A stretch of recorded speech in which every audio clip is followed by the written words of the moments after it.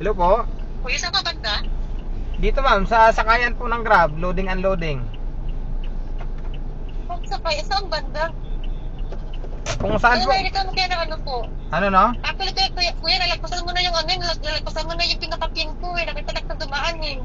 Ay, hindi kayo naka, ano ma'am, hindi kayo nakapin doon, dito kayo nakapin sa kabila. Kaya dito ako nagpunta. Saan kabila? Eh, ito po lumabas sa pin ko, kaya sinundan ko lang to. Yung drop off and pick up ng Grab dito sa ano, sa Juan Ayala, sa may ano ng P2P. Kuya, nasa patanan mo ako kuya, sitang anan ako na roastery coffee Ay, siya. paki-check mo na ma'am yung ano nyo. Ngayon, Paki-check mo na nyo ma'am, bago kayo mag-book ulit kasi mali. Dito ako napunta, dito yung pin nyo.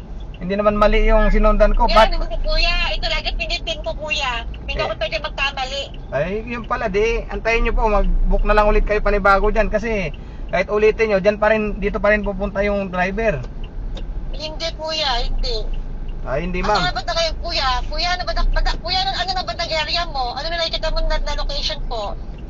Ma'am, kung saan po kayo nakapin, dito pa ako nagpunta. Di man ako pwede magtagal dito kasi ang daming Kuya, sasakyan. ano ba nakikita niyo kuya? Ano nga pa nakikita niyo ako na area?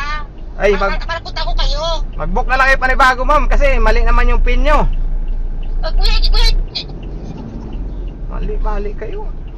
Hindi naman ako baguhan lang dito sa Grab. Hindi pa to Grab taxi pa nung araw. Nandito na ako para sabihin mong mali. Kung ano yung nandyan sa pin, yun ang susundan namin na mga driver.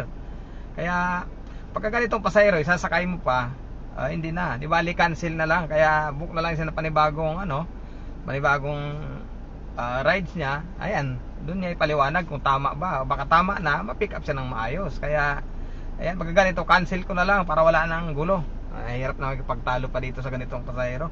Hindi lang naman siya yung pasahero, ang dami naman nagbubuk na tama yung pin. Siya, kung mali na nga niya, ako pa yung pinagagalitan niya. Ang bihira talaga. Ganun talaga, kasama sa hanap buhay yan. Kaya hanap na lang tayo ng ibang may sasakay natin dito. Marami pa naman.